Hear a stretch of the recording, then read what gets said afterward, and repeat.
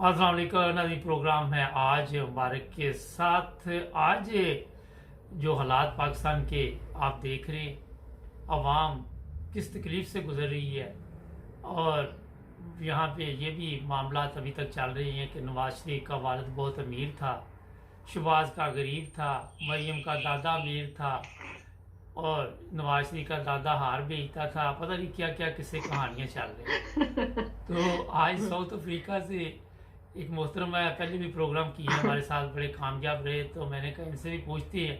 इनका तल्लक भी वैसे लाहौर से ही है। तो अस्सलाम वालेकुम। वालेकुम अस्सलाम। हाँ जी, मैंने कहा कोई आपको कहानी की समझ आती है कि मेरा दादा गरीब था, मेरा अमीर था, हम बहुत। कहानी की कहानी की समझ क्या नहीं है। पाकिस्तान को मजाक बना डाला है इन्होंने। हंसी भी आती है, रोना भी आता है, दुख भी होता है, तकलीफ भी होती है जब हम अपने मुल्क का कंपैरिजन दूसरे ऐसे मुल्कों से करते हैं जिन्होंने हमसे बाद में और हमसे छीन के आजादी दी। जी। वो कहाँ पे है और हम कहाँ पे हैं। बस आप कुछ भी ना पूछे, पाकिस्तान की सियासत का क्या हाल है। जो पाकिस्तान के जिन्होंने 30 साल हुकूमत की, उनके उनके घर ओवरसीज, उनकी रिहाइश ओवरसीज, उनका खाना पीना ओवरसीज, उनकी तालीम, उनके बच्चों की तालीम, एजुकेशन सब अमेरिका और इंग्लैंड में, उनका इलाज अमेरिका और इंग्लैंड में, लेकिन उनका कब्रिस्तान पाकिस्तान में।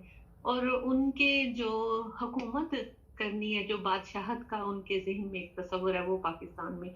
उनका उनका तस्वुर ये कि पाकिस्तान से पैसा लूट के दूसरे मुल्क में ले जाना और वहां पे जाके याशियां करनी है।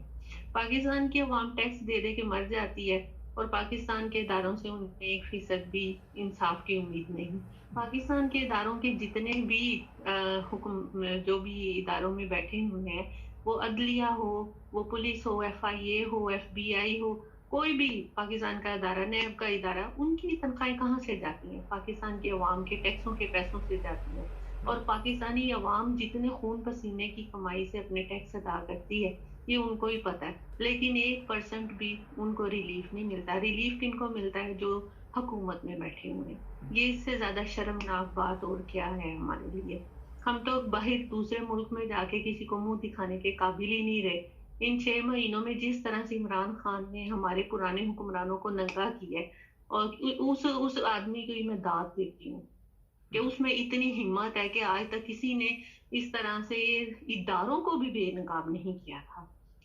पॉलिटिक्स जो है, पॉलिटिशियन जो है, वो तो एक दूसरे के खिलाफ बातें करते ही थे, लेकिन उसने जो इदारों को हमारे सामने लाके खड़ा कर दिया है कि इनका असली चेहरा और मकरू चेहरा ये है, पहचान लो इनको। तो वहां पे पीछे क्या रह जाता है? हिम्मत है उस मर्द की जिसको अपनी जिंदगी की भी परवाह नहीं है, तो हम उसके साथ फिर कैसे खड़े ना हो। अच्छा ये। मैं आज से 2-3 दिन जी। पहले की बात करना चाहती हूँ। जी। जब नवाज शरीफ ने तकरीर की और अपनी मजलूमी का रोना रोया, उसने उसने 30 सालों में पाकिस्तान को दिया क्या? इस पे तो कोई बात नहीं की उसने। उसने ये भी नहीं बात की कि मैं भगोड़ा हूँ, एब्सकॉन्डर हूँ, पाकिस्तानी अदालतों से इश्तहारी हूँ, मफरूर हूँ, और पाकिस्तान में मेरे वारंट गिरफ्तारी जारी हो चुके हुए हैं और मतलूब और सजा याफ्ता हूँ मैं। और इस पे उसने कोई बात नहीं की। उसने ये बात नहीं की कि जब मुझे डयाला जेल में बंद किया गया था, तो खाने के लिए मुझे मसला था, तो सामने घर लिया गया, खरीदा गया, और वहां पर बाकायदा शेफ रखा गया। और जो पहला खाना आया वहां से, तो उसने उसने सिर्फ ये पूछा, ए चौल बह क्यों गए हैं? हम्म। ठीक है, इतनी उसको सहूलत थी, इतनी सहूलत थी उसको। ठीक है, उसके उसके पास टीवी, फ्रिज, AC, बेड, और उसको बच्चों से मिलवाने के लिए रोजाना बच्चे आते थे उसके पास। और इतने तो पाकिस्तानी टीम गोल नहीं करती, और इतनी पाकिस्तानी क्रिकेट टीम रन्स नहीं करती जितने उसने डयाला जेल में रह के मुलाकातें की। हम्म। 23,000 मुलाकातें की, जो कि रजिस्टर है। हम्म। और जो रजिस्टर नहीं है उनका तो पता ही नहीं है। हम्म। ठीक है। दूसरी बात मैं ये कहना चाहती हूँ कि वो एटम बम चलाने का जो क्रेडिट अपने सर पे ले रहा है, गंजे के सर पे मारे कोई जूतियां हजार और एक गिने, कि ये तो एटम बम चलाने के हक में ही नहीं था। हम्म। ठीक है। ये तो नवाए वक्त का मजीद निजामी, अल्लाह उसका भला करे, उसने कहा, शरीफ साहब, अगर आपने एटम बम ना चलाया और इजाजत ना दी, या पीछे ना खड़े हुए यहाँ पे आके, तो अवाम आपका एटम बम चला देगी। हम्म। ठीक है। और आपको मैं ये बताती चलूं कि एटम बम बनाने में, ठीक है, भुट्टो का किरदार था, शुरू उसने ही किया था कि हम घास खा लेंगे लेकिन एटम बम पे नहीं कभी समझौता करेंगे, इसको हम जारी रखेंगे। लेकिन जियाउल हक के दौर में जितना इस पे काम हुआ शायद ही किसी दौर में हुआ हो। उसने खजानों के मुंह खोल दिया एटम बम बनाने के लिए। उसने जो अब डॉक्टर अब्दुल कदीर है उनको बुलवाया और वो ओवरसीज थे, पढ़ाते थे यूनिवर्सिटी में, वहां से उनको बुलवाया और उनको इस काम पे लगाया। और इसमें सबसे ज्यादा क्रेडिट, जियाउल हक से ज्यादा भी क्रेडिट एक बंदे को जाता है जिसका आज तक कभी किसी ने नाम नहीं लिया। शायद आपको पता हो कि वो था सेठ आबिद। अगर सेठ आबिद फ्रांस से स्मगल करके यूरेनियम ना लेके आता समंदरी रास्ते से, तो आज हम एटम बम के मालिक ना होते। पाकिस्तानी वाहिद इस्लामी एटम बम, एटमी पावर ना होता। इसमें सेठ आबिद का बहुत ही ज्यादा किरदार है। वो चाहे बंदा कितना भी बुरा था, जो भी स्मगलर था, डॉन था, कुछ भी था, लेकिन मैं उसके हक में बात करूंगी कि वो एक अच्छा इंसान था। ठीक है। और ये जो एटम बम का अपने सर पे ले रहा है, इसको तो अमेरिका ने ऑफर कराई थी, ये जो पैसे कह रहा है ना, ऑफर जरूर कराई थी लेकिन इसकी कि एटम बम नहीं चलाना तुमने, और ये मान भी गया था। लेकिन उस वक्त सब ने स्टैंड लिया था, उन्होंने कहा था हमने सारी तैयारी कर ली, अब ये तैयारी वापस नहीं हो सकती। और एटम बम चलाने के बाद इसने अमेरिका को फोन किया था और बल्कि खुद गया था, जाके माफी मांगी थी इसने कि मुझे माफ कर दे, मैं इसमें राजी नहीं था एटम बम चलाने में। आप देखें बाकी पीछे क्या रहता है। इतनी बातें अवाम की आंखें खोलने के लिए काफी हैं। अच्छा, अब जो इनको ये मैं एनआरओ मिल रहा है, जी जी, एक आपने सिर्फ लास्ट बात करना चाहती हूँ कि इनको अब जो एनआरओ मिल रहा है, ये एक प्रीपेड प्लान था, सब कुछ प्लान था। ठीक है। अभी एक प्लान और भी है कि नवाज शरीफ और जो अल्ताफ हुसैन है उनको वापस लेके आना है। लेकिन मैं, अगर आप मेरी आवाज इन मुक्तदर हलकों और जो के जरदारी है, नवाज शरीफ है, मौलाना फजलुर रहमान है, मैं इनसे ये पूछना चाहती हूँ कि अगर ये क्लियर भी हो जाते हैं इदारों से, इनको क्लीन चिट मिल जाती है, क्या अवाम में ये अपने यही चेहरे ला सकते हैं? क्या अवाम इनको वोट देगी? क्या अवाम से, अवाम के दिलों में ये अपना घर कर सकते हैं?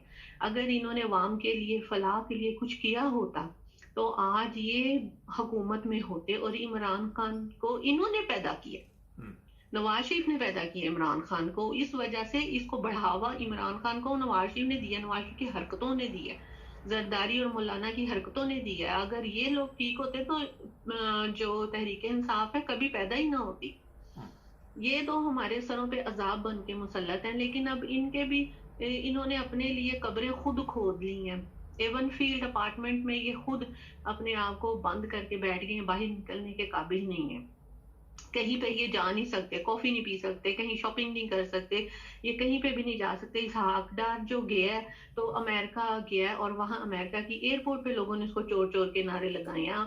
इसहाक डार वो बंदा है जिसने जब एटम बम चलाना था, जब पाकिस्तान की गवर्नमेंट जो इदारे हैं, डॉक्टर अब्दुल कदीर और दूसरे, और जो फौज है, जब इन्होंने इरादा किया कि हम भी एटम बम करके तो एक तवाजुन ताकत का बरकरार करने की कोशिश करते हैं इस खिते में, तो ये जो इसहाक डार है, इसने मसनूई शॉर्टेज पैदा की डॉलर की।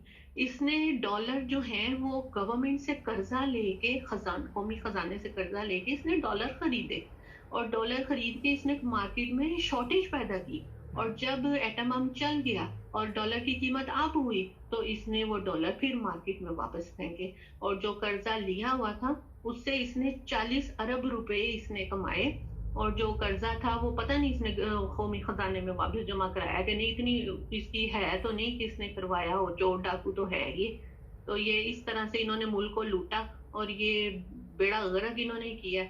और बस क्या कह सकते हैं, अब हम, हमारे तो ये सामने है अब सब कुछ, हम तो इनको वोट नहीं देंगे चाहे ये जो मर्जी करे।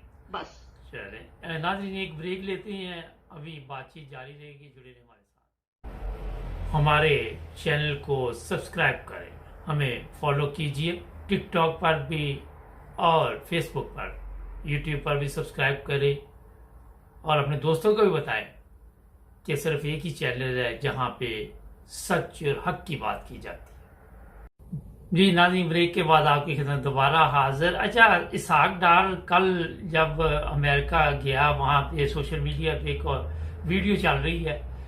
उस बंदे ने कहा कि जी आप चोर हो। इसहाक डार ने कहा जी मैं चोर नहीं हूँ। वो बंदे को बेचारे को गलती लग गई, क्योंकि ये तो डाकू है, चोर नहीं है, उसने ठीक कहा था। तो अच्छा, एक समझ नहीं चोर आती। तो छोटा होता है ना, हाँ जी, भैंस चोरी, मोटरसाइकिल चोरी, मुर्गी चोरी, हाँ जी, है बिल्कुल। घर में कोई छोटी मोटी चोरी है। तो वो, डाकू तो बड़े होते हैं, ये वाकई डाकू हम बेचारे उस पाकिस्तानी से गलती होगी। हाँ, वो से बेचारे से गलती होगी। लेकिन जो मेरा सवाल था कि यहाँ भी लंदन में जो फ्लैट है, उसके बाहर जो लोग खड़े हैं, नवाज शरीफ एंड कंपनी, अच्छा, वो गंदी जी गालियां देते हैं। एक तरह से बिल्कुल। एहतजाज जो होता है, मैंने देखा पीटीआई के लोग जो है वो ज्यादा से ज्यादा चोर चोर ही कहते हैं ना, मरियम का जी अब्बा जी जी चोर है, जी जी फलां है।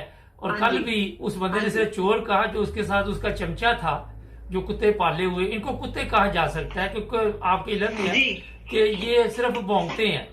तो इनकी इतनी जी जुबानें गंदी हैं कि उनको ये ख्याल नहीं रहता कि वहाँ खवातीन है और उनके साथ कैसे अल्फाज इस्तेमाल करने हैं। और कल एक बड़ा अहम एक ऑडियो वीडियो देखी मैंने कि उसने लड़की को गलत तरीके से बुलाया, तो फिर उसने भी ऐसा जवाब दिया कि वो मरियम भी तो कतर से होके आई है, वो क्यों गई थी कतर आप। तो फिर वो खामोश होकर हाँ दफा हो जी गई। अच्छा, जी। आप मुझे ये बताइए असल में ये लोग जो है ना, जी। ये लोग गुल्लू भट्ट और वो ग्वाल मंडी वगैरह के लोग हैं। अब अपनी जिस इलाके में जो बंदा जैसा रहता है उसकी उसने वही अपनी मेंटेलिटी दिखानी हम्म। होती है ना। इलाके का भी फर्क होता है, तरबियत का भी फर्क होता है, जहां जहां जो रहता है उस पे वाकई उस चीज का असर होता है। और ये लोग अपनी जहनीत दिखाते हैं बिल्कुल कि ये लोग कैसे हैं, ये कहाँ की पैदावार है, जी। और इनके लीडर ने इनकी कैसी तरबियत की है। हमारा लीडर जो है ना वो पढ़ा लिखा है, हम्म। वो ब्रेडफोर्ड यूनिवर्सिटी में वाइस चांसलर रहा है 6 साल, और उसने क्रिकेट खेली है, और वो ओवरसीज कंट्रीज में बहुत अरसा रहा है। उसकी तरबियत ही नहीं है ऐसी कि वो किसी को इस तरह से गाली गलोच करे। वो जरूर कहता है मरियम आकाशवाणी है हम्म। जो कि झूठ बोलती है, और क्या कहते हैं कि वो चोर कहता है, डाकू कहता है, लेकिन वो माओ बहनों की गालियां नहीं देता। और ना ही हमारी तरबियत उसने ऐसी की है कि हम इनको ऐसे कहें। हाँ, इनके जो करतूत हैं अगर वो हम ले आते हैं सामने अवाम के, जो अवाम को नहीं पता, तो फिर इनको दुख तो लगता है ना, इनको मिर्चें तो लगती है ना, कि भाई हमारे जो इतने सालों से छुपे हुए सासे थे, हमारे करतूत थे, और हमारी जहनीत क्या थी कि हमने पाकिस्तान की अवाम के ऊपर एक बादशाहत कायम करनी है। और जब मैं आपको बताऊं, आपको पता होगा कि मुशर्रफ के दौर में जब मुशर्रफ ने मार्शल लॉ लगाया है, तो ये नवाज शरीफ की क्या जहनीत थी उस वक्त, ये क्या करना चाहता था आपको पता है? ये असेंबली में तरमीम करके जो कानून है, पाकिस्तान का आइन है, उसमें 73 का आइन है, उसमें तरमीम करके ये अपने आप को अमीरुल मोमिनीन डिक्लेयर करना चाहता था। पता है आपको जी, पता है मेरे इस बात का? हाँ जी। अच्छा, हाँ जी। एक तो चीज बताइए इसलिए कि सॉरी, कल मुझे बड़ा एक अच्छा लगा समी इब्राहिम का, कि अदालत के पास इंसाफ के लिए जाते हैं तो आप तौहीन अदालत कर लेते हैं। मौलवी के पास ऐसे जाते ही है हैं बात। तो आप काफर हैं, वाजिबुल कत्ल है। कहता फौज जी के पास बिल्कुल, जाते हैं तो आप गद्दार हैं। गद्दार हो जाते हैं हम लोग। अच्छा, जी, तो ऐसी जाएं बात तो है। जाएं कहाँ? अच्छा, आप मुझे थोड़ा सा बताइए कि जो हालात आजकल बने हुए हैं, फौरी तौर पर अदालतें फैसले कर रही हैं, ना उनको पता चलता है, ऊपर से ऑर्डर आता है और वो फैसला कर देते हैं। तो जरदारी ने भी पैसे नहीं खाए, शहबाज ने भी नहीं खाए, नवाज ने भी नहीं खाए, हमजा ने भी नहीं खाए, फजल रहमान ने भी नहीं खाए, तो पैसा गया किधर? और नरगिस लूट के ले गई है, और की है। वैसे तो इन्होंने कई पाकिस्तान को तो इन्होंने खाया ही नहीं, वो बेचारी नरगिस को बदनाम कर दिया। वो कहते हैं वो लूट के ले गई है पाकिस्तान को। अगर इन्होंने नहीं खाया तो फिर और किन्होंने खाया? पाकिस्तान की 3 जीमें जो पाकिस्तान की जड़ों में बैठ गई हैं, जागीरदार, जजेस और जर्नेल, इन्होंने लूट के खा लिया पाकिस्तान की का बेड़ा गर्क और खाना खराब कर दिया। जब रिजीम चेंज का साइफर आया था और कहा गया था अगर इमरान खान को निकाल दोगे तो सब कुछ ठीक हो जाएगा, अगर नहीं निकाला तो पाकिस्तान को खमियाजा भुगतना पड़ेगा। अगर उस वक्त हमारा जर्नेल हमारा चीफ ऑफ आर्मी स्टाफ मोहतरम जनाब बाजवा साहब अगर स्टैंड ले लेते तो पाकिस्तान आज कहाँ खड़ा होता हम तस्वुर भी नहीं कर सकते। पाकिस्तान में रजीम चेंज होती आई है जब से पाकिस्तान बना है। पाकिस्तान की तारीख उठा के देख लेंगे जर्नेलों ने क्या सलूक किया पाकिस्तान के साथ। सिकंदर मिर्जा सबसे पहला गद्दार था। अच्छा ये 1 मिनट हैड जा जरा। पाकिस्तान का सबसे पहला गद्दार जो है वो सिकंदर मिर्जा था, उसके बाद अयूब खान, उसके बाद फिर याहिया। क्या किया इन्होंने? पाकिस्तान को दो लख्त कर दिया इन्होंने। और मैं कहती हूँ कि बांग्लादेशी बहुत खुशकिस्मत हैं जिन्होंने अपनी अलहदा हुकूमत कायम कर ली। आज वो कहाँ खड़े हैं और हम कहाँ खड़े हैं, आप तो सबूर कर सकते हैं। ये बिल्कुल आपने ठीक कहा। जो बांग्लादेशी हैं, बांग्लादेशियों ने सैलाब जब हमारे इधर आया तो वहां से हमें इमदाद आई है। देखें आप, बांग्लादेशियों ने हमें इमदाद दी है, हमारे लिए डूब मरने का मुकाम है। नहीं तो वो तो पूरी दुनिया ने दी है इमदाद, फिर भी कुछ नहीं बना। वो बनना ही कुछ नहीं, वो गया ही नहीं उन गरीबों के पास, वो इमदाद गई ही नहीं सैलाब ज़दगान के पास। वहां से उनके वेयर हाउस जो है वहां से सामान निकल रहा है, उनके घरों से सामान निकल रहा है। वो जो वाटर प्रूफ टेंट है वो निकल रहे हैं, उनके वेयर हाउस जो है वहां से। जो राशन के पैकेट है जो ओवरसीज इमदाद आई है, मैं उसकी बात कर रही हूँ। जो ओवरसीज ने भेजे हैं राशन के पैकेज और पैकेट बना के भेजे हैं, वो दवाइयां तक वो किसी को भी नहीं मिली। और अब कैनेडियन जो गवर्नमेंट है उसने कहा है कि हम पाकिस्तानी गवर्नमेंट को एक पैसा नहीं देंगे क्योंकि ये अवाम पे लगाते ही नहीं है। इन्होंने इमदाद भी नहीं दी। और आपको शायद पता होगा कि पिछले दिनों जो कनाडा के जो कॉलेजेस हैं वहां पर करप्शन के ऊपर जो लेक्चर्स दिए गए हैं कॉलेजेस में, उसमें बाकायदा नवाज शरीफ की उन्होंने मिसाल दी है कि ये देखें करप्शन जो है ऐसे की जाती है और ये बंदा है जिसने पाकिस्तान में करप्शन किया और पाकिस्तान का ये बेड़ा गर्क किया है। स्कूलों में भी बाकायदा लेसन दिए गए हैं। हमारे लिए तो शर्म का मुकाम है इन लोगों में। ये मुझे आप एक बात मेरी समझ में नहीं आती कि ये सारा कुछ हमारे आम आवाम के सामने है जो 7 समुंदर पार बैठे हुए हैं पाकिस्तान से, और उन्हें पाकिस्तान की ईची बीची की खबर है और वो सब कुछ सोशल मीडिया पे देखते हैं। तो क्या ये लोग जो हैं ये नहीं देखते कि जो पाकिस्तान में क्या चल रहा है? इनको जरा शर्म नहीं आती कि हम पाकिस्तान के साथ हमने क्या किया? हमारा तो कच्चा चटा खुल गया है सारा। ये भी तो देखते ही होंगे ना। बिल्कुल इनके लिए तो डूब मरने का मुकाम है, लेकिन डूब मरता वो है जिसमें गैरत होती है। ये तो बगैरत है, फिर हराम का पैसा खा खा के इनके पेट देखा वो नवाज शरीफ का कितना फटने वाला हुआ है। वो तो बीमार है। कौन? नवाज शरीफ तो बीमार है, बीमारी की वजह से पेट फूल गया। ये पेट फटना है, इसके अंदर जितना अच्छा आजकल जरदारी गायब है। जरदारी के फेफड़ों में पानी पड़ गया है मेरा ख्याल। वो तो ड्रामा है। अच्छा वो उसका तो ड्रामा है, आप उसकी तो छोड़े ना बात। उसको तो एक बहुत बड़ा ड्रामा है, उसकी तो किसी बात पे भी है तो बात नहीं। वो तो मर भी जाएगा ना जब उसका जनाजा पड़ा होगा और बिल्कुल सही होगा कि वो मर गया, हम फिर भी यकीन नहीं करेंगे, वो फिर भी उठ के बैठ जाएगा। वो इतना बड़ा ड्रामा है, वो कुछ भी कर सकता है। चले कोई मैसेज तो हमें कोई एतबार नहीं है। 10% था फिर 50% हो गया जी। कोई मैसेज देना चाहे हमारे देखने वालों को? मुख्तसर मैसेज मैं ये देना चाहती हूँ कि अवाम जो है वो अब जाग जाए, क्योंकि इतना कुछ हमें पता चल गया और हमें अपने लीडर का शुक्रिया अदा करना चाहिए कि उसने सब कुछ हमारे सामने खोल के रख दिया है। और हमें जो है हक और सच के लिए खड़े होना चाहिए, बिल्कुल चाहे वो कोई भी हो जी। हक और सच के लिए खड़े होना चाहिए, क्योंकि हमने अल्लाह को भी जवाब देना है कि अल्लाह हमसे पूछेगा कि जब हक और सच की बात हो रही थी तो तुम लोग खामोश क्यों थे।